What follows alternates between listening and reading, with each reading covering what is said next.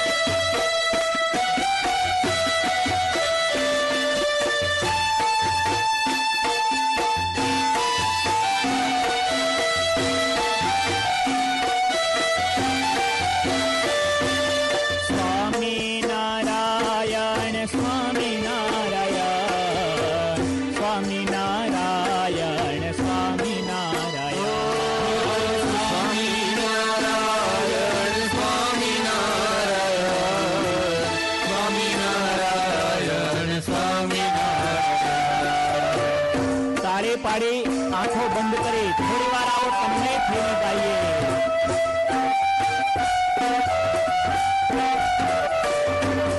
સ્વામિનારાયણ સ્વામિનારાયણ, સ્વામિનારાયણ સ્વામિનારાયણ, સ્વામિનારાયણ સ્વામિનારાયણ,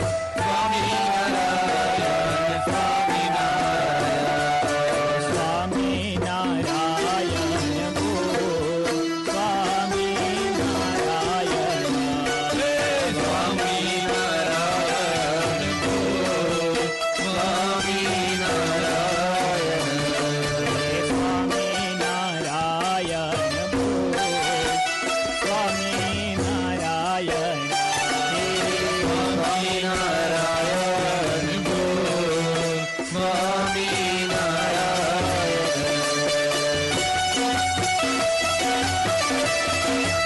જય હો.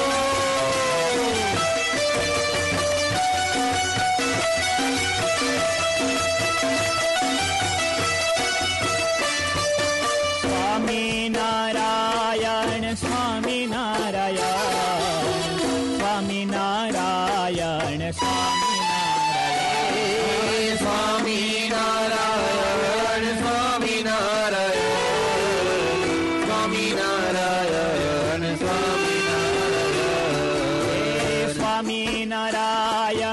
સ્વામિનારાયણ, સ્વામિનારાયણ સ્વામિનારાયણ, સ્વામિનારાયણ સ્વામિનારાયણ, સ્વામિનારાયણ સ્વામિનારાયણ, સ્વામિનારાયણ, સ્વામિનારાયણ બોલ, સ્વામિનારાયણ, સ્વામિનારાયણ બોલ, સ્વામિનારાયણ.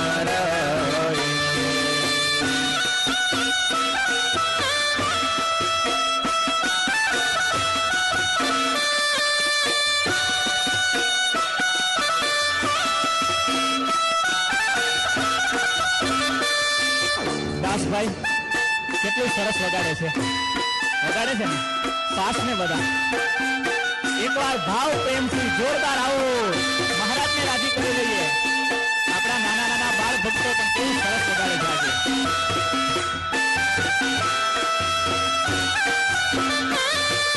સ્વામી નારાયણ બોલ, સ્વામી નારાયણ.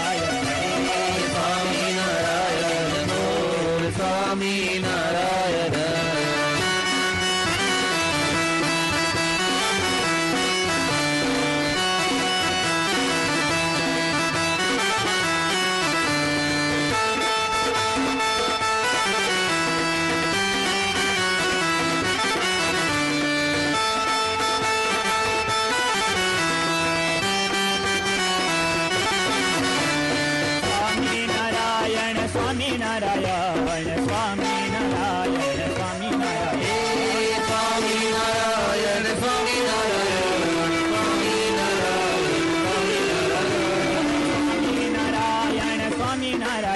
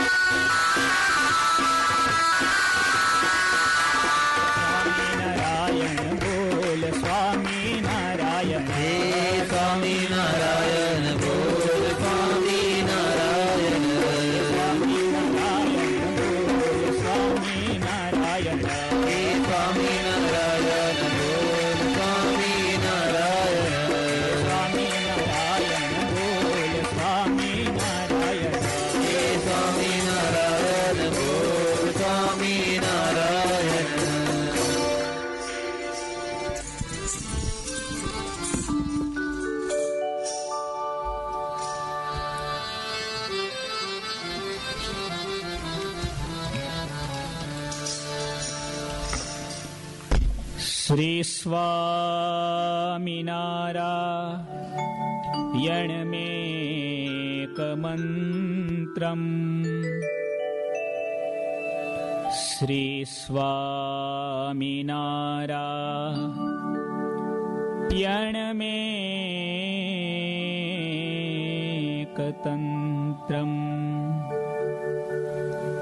શ્રી સ્વામિનારાયણમેકદેવમ શ્રી સ્વામિનારાયણમાનમામિ. ઓમ અવતારિણે શ્રી સ્વામિનારાયણાય નમો નમઃ. શ્રી સહજાનંદાય નીલકંઠાય ચ નમો નમઃ. શ્રી ગુરુચરણ કમલેભ્યો નમો નમઃ.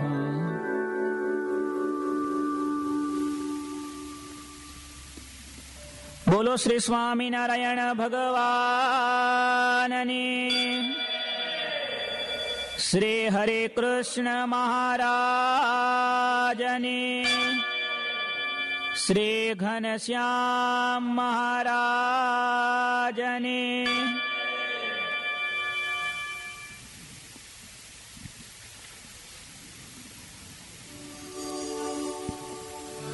મંદિરમાં પ્રત્યક્ષ બિરાજમાન ઈષ્ટદેવ ભગવાન સ્વામિનારાયણ, પ્રાણ પ્યારા પૂજ્યપાદ ગુરુદેવના કૃપાપાત્ર વંદનીય સંતો, પૂજ્ય ત્યાગ સ્વામી, આપ સર્વે મહારાજના અતિ લાડીલા અને સંતોને અતિ વાલા એવા સત્સંગી ભક્તોને જય શ્રી સ્વામિનારાયણ.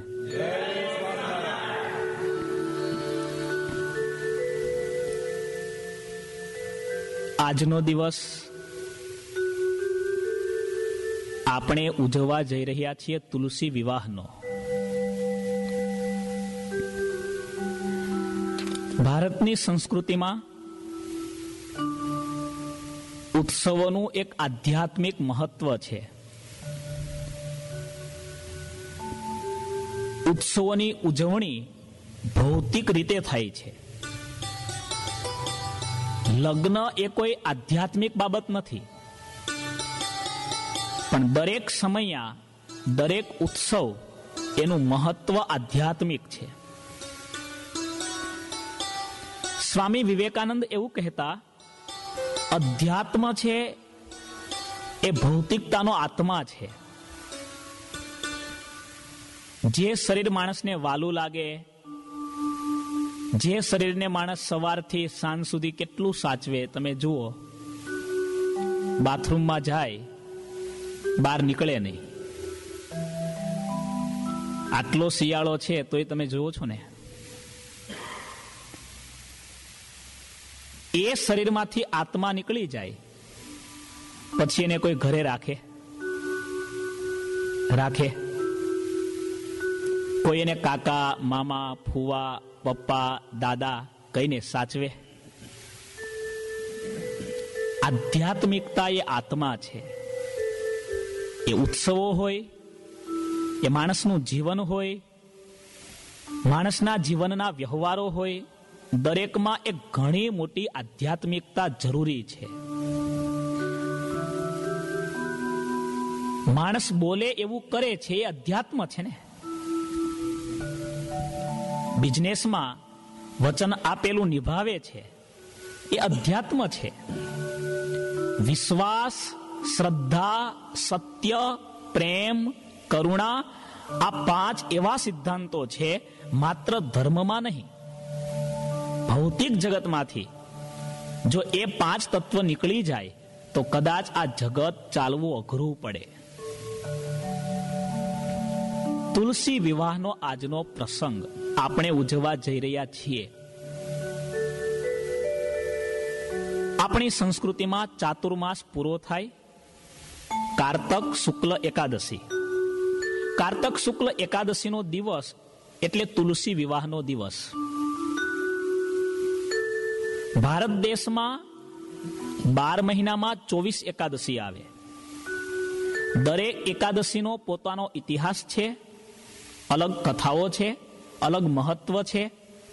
24 એકાદશીમાં 4 એકાદશી અતિ મહત્વની ગણાય, જેનું મહત્વ ઘણું વિશાળ છે. દેવ પોઢી એકાદશી, દેવ પરિવર્તિની એકાદશી, નિર્જળા એટલે ભીમ એકાદશી, અને ચોથી દેવ ઉઠી એટલે પ્રબોધિની એકાદશી. એકાદશી તો ઘણી હોય છે, પણ કારતક સુદ એકાદશી સાથે 3 બાબત ઘણી મોટી જોડવામાં આવી છે.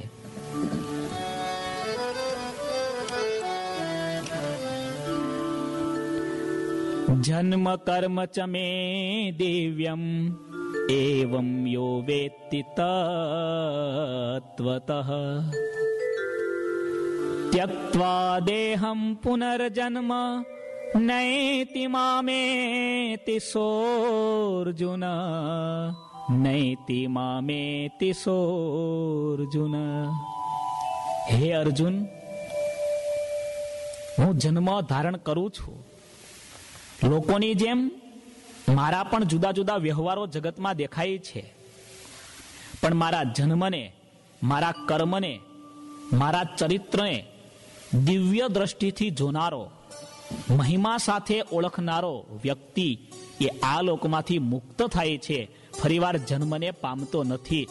મારો જન્મ એ બીજાના જન્મને મટાડનારો છે, સમજે તો. ભગવાન શ્રી કૃષ્ણ ગીતામાં કહે,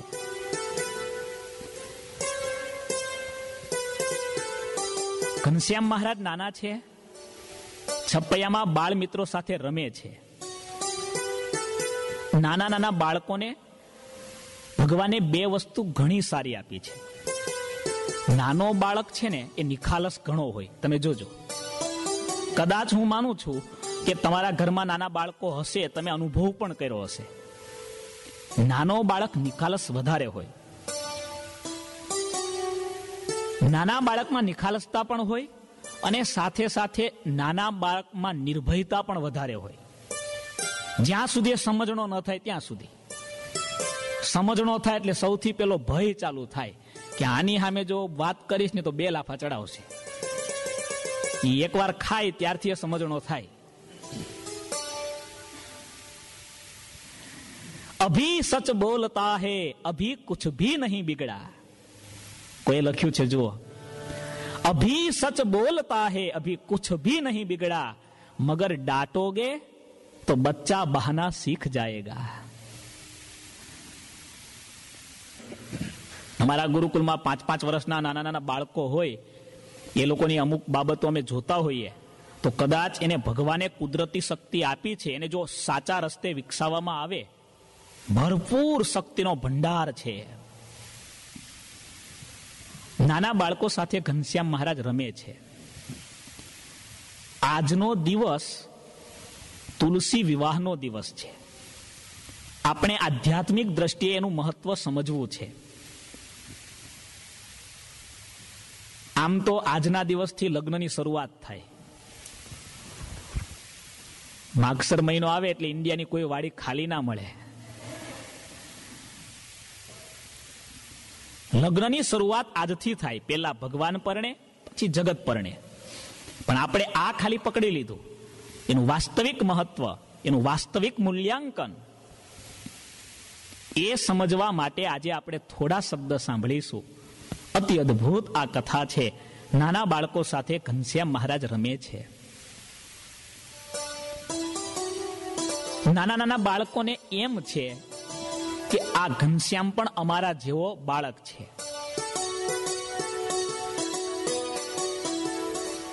એમાં ઘટના ઘટી છે. પેલા ઝાડ ઉપર ચડવાનું, એને પકડવાનું, એ રમવાનું, એને આંબલી પીપળી કહેવામાં આવે. એવી રમત ચાલે છે. અચાનક ઘનશ્યામ મહારાજ દેખાતા બંધ થયા. મિત્રો શોધવા લાગ્યા. મિત્રો શોધે છે, એમાં એક પીપળાના ઝાડ ઉપર ઘનશ્યામ મહારાજ ચડ્યા છે. અને પ્રભુ એટલા ઉપર ચડી ગયા છે, કોઈથી ઉપર પહોંચાય એમ નથી. બૂમો પાડીને ઘનશ્યામ મહારાજને નીચે ઉતારે છે. ઉતર ઘનશ્યામ, ઉતર ઘનશ્યામ, નીચે ઉતર. પણ ઘનશ્યામ મહારાજ તલ્લીન બની ગયા છે. મહારાજને જાણે ભૂલાઈ ગયું. તલ્લીન થયેલા ઘનશ્યામ મહારાજને નીચે ઉતારવા માટે મિત્રો ઉપર ચડ્યા અને ડાળી હલાવવા લાગ્યા. કેમ કે ડાળી એકદમ પતલી છે, ઉપર ચડે તો પડી જાય, બીજાની કોઈની હિંમત પણ ન હોય. હલાવે છે. ઘનશ્યામ મહારાજનું ધ્યાન તૂટ્યું. ભગવાન હતા, ચરિત્ર કરે છે. નીચે ઉતર્યા. મહારાજની આંખમાં આંસુ છે. ત્યારે મિત્રોએ કહ્યું, ઘનશ્યામ, આપણે કેવી સરસ રમત ચાલતી હતી અને તું રમતમાંથી આમ ભાગી ગયો. આ મજા છોડીને તું શું વિચારે છે? તું આટલો દુખી કેમ છે? ત્યારે ઘનશ્યામ મહારાજે સરસ જવાબ આપ્યો. ઘનશ્યામ લીલામૃત વગેરે ગ્રંથોમાં આ કથા સરસ લખવામાં આવી છે. એ પીપળાના ઝાડ ઉપર ચડેલા ઘનશ્યામ મહારાજ મિત્રોને સમજાવે છે, મિત્રો, તમને આ જગતની રમત દેખાય છે, મને આ જગતની સજા દેખાય છે. પણ ઘનશ્યામ, તું દુખી કેમ છે? તારી આંખમાં આંસુ કેમ દેખાય છે? ઘનશ્યામ મહારાજે કહ્યું, હું ઝાડ ઉપર ચડીને જોતો હતો કે પશ્ચિમ દિશામાં ગુજરાતમાં હજારોની સંખ્યામાં મુમુક્ષુઓ મારી રાહ જોવે છે. હું ક્યારે ત્યાં જાઉં અને ક્યારે એ બધાને માયાના બંધનમાંથી મુક્ત કરી મારી મૂર્તિનું સુખ આપું. આ ભગવાનની નજર. આપણે બાળક છીએ, બાળક ભગવાનની દ્રષ્ટિએ. સત્ય અને અસત્યને સાચી દ્રષ્ટિએ જાણનારા નથી આપણે. ભગવાન એમ કહે છે, ભગવાનના ચરિત્ર એ દેખાય છે મનુષ્ય સરખા, પણ મનુષ્યના કરતા ઘણા વિશેષ છે. ગુણાતીતાનંદ સ્વામી એમ વાતોમાં લખે કે સમુદ્રની અંદર ચાલતું માછલું એ ઉપર તરતા વહાણને એમ સમજે કે આપણે એક મોટું માછલું છે, પણ એને ખબર નથી આ મોટું જહાજ છે. સમુદ્રની અંદર તરતું માછલું એ આકાશમાંથી પડતા ચંદ્રના પ્રતિબિંબને, દરિયામાં જ્યારે પડે પ્રતિબિંબ, ત્યારે એમ સમજે કે અમારા જેવું આ પણ એક માછલું છે. એને ખબર નથી પડતી આ તો ચંદ્ર છે. એમ ભગવાન આ પૃથ્વી ઉપર પ્રગટ થાય, મનુષ્ય સરખા ચરિત્ર કરે, મનુષ્ય સરખા દેખાય, ભગવાનના એકાંતિક સત્પુરુષો અક્ષરધામના મુક્તો આ પૃથ્વી ઉપર આવે ત્યારે લૌકિક નજર વાળાને એમ દેખાય આ પણ અમારા જેવા છે. પણ જ્યારે નજરમાંથી કમળાનો રોગ દૂર થાય, કમળો થાય એવું કહેવાય, એને બધું પીળું દેખાય. એવું સાંભળ્યું છે, અનુભવ્યું નથી. એને ધોળી વસ્તુ એ પીળી દેખાય. એને દૂધ પાક આપો તેમ થાય કઢી આપી, એટલે સમજવાનું કે હવે આને દવાખાને લઈ જવાનો થયો છે. આપણી આંખમાં એક મનુષ્યત્વનો, એક લૌકિક ભાવનો કમળો લાગુ પડ્યો છે. એને હટાવવા માટેની આજની કથા છે.